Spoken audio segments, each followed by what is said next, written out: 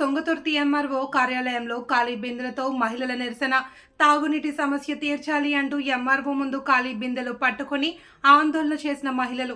తహసీల్దార్ కాటమయ్యకు వినతి పత్రం అందజేసిన మహిళలు. గత 4 నెలలుగా నీళ్లు రాక ఇబ్బందులు పడుతున్నామంటూ వాపోయిన కాలనీ ప్రజలు. తుంగతుర్తి మండల కేంద్రంలోని 4వ వార్డులో నీళ్లు రాకపోవడంతో నిరసనకు దిగిన మహిళలు.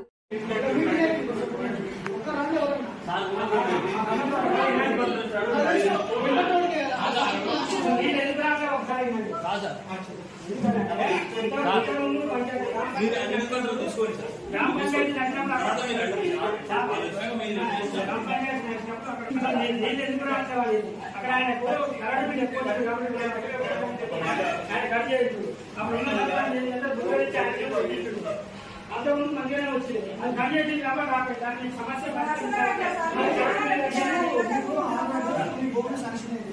ముందునే